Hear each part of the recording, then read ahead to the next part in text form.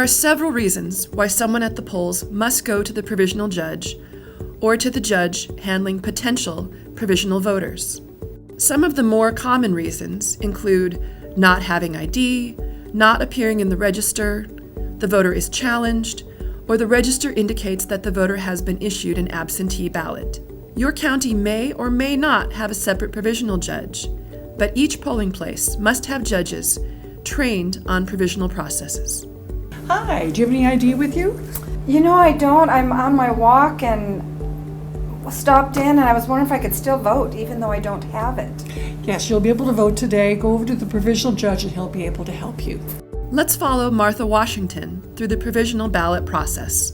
I would really like to vote today, and I didn't bring my ID with me. I was walking and wondering if I can still vote today. Well, let's see if we can help you vote today. We'll start by asking you to fill out this voter identification form, and this will give me information that will allow me to check your registration at the county elections office.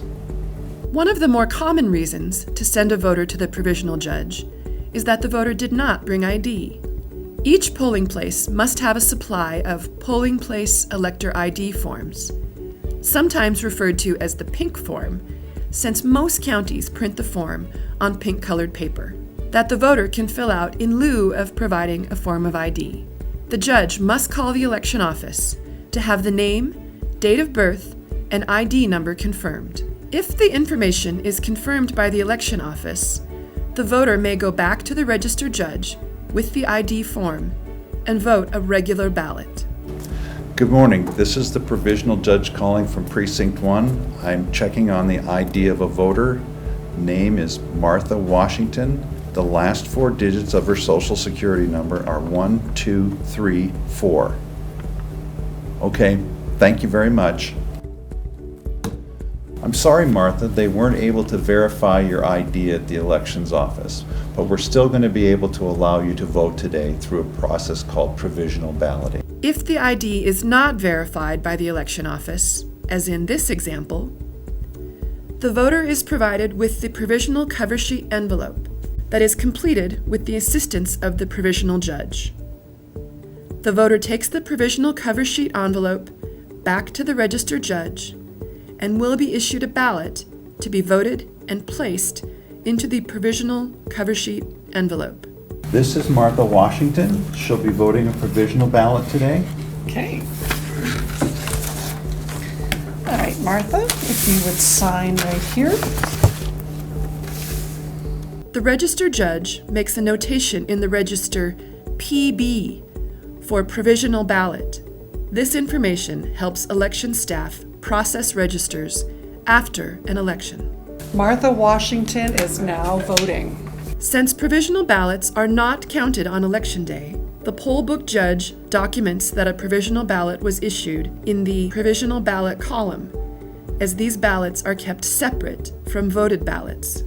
And okay, we're going to take your stubs off and place them inside the provisional envelope. It's important for the ballot judge to remove the ballot stub, as it prevents a provisional ballot from being accepted on election day. It is the scanner or ballot box judge's duty to remove the stub. The absence of a stub will alert them of a provisional ballot. You'll want to fill in the ovals completely with the pen provided inside the voting booth. Then you're going to place your voted ballot inside this secrecy envelope, seal it, and bring the secrecy envelope back over to me. We'll then take your sealed envelope, place it inside the provisional envelope, and bring that back over to the provisional judge. Okay, thank you. You're welcome.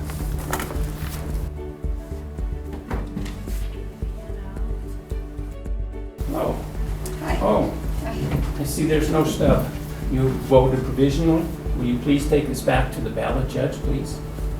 Okay. Hi, thank you. Great. So we're going to just seal this inside of the provisional envelope here, and we'll have you take it back over to the provisional judge, and then you'll be ready to go.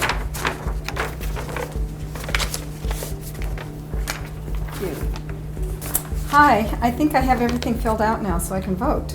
Thank you. After voting, the ballot is sealed in the provisional envelope and placed into a secure container, and the voter is given instructions on how and when to resolve the provisional ballot so that it can be accepted.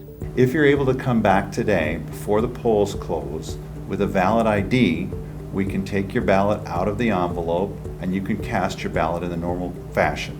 The ballot can be resolved at the polls before the close or can be resolved by 5 p.m.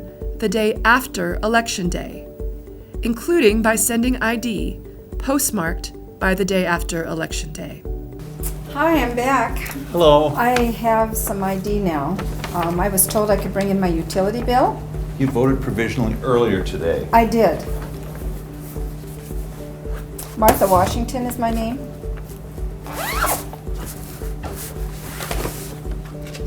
Okay, if you'll come with me over to the registrar judge. This is Martha Washington. She voted earlier today on a provisional ballot, and she's here to resolve her identification.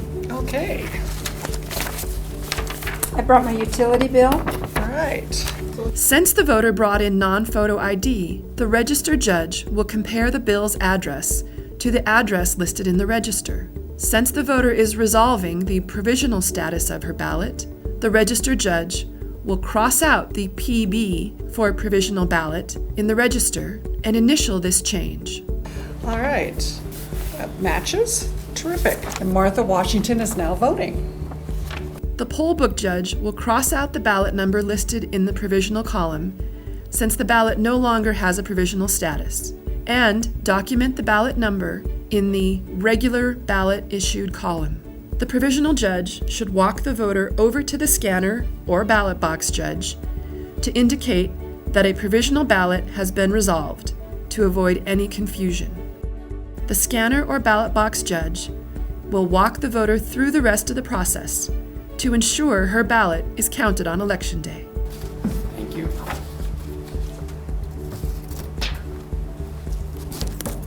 Thank you for voting.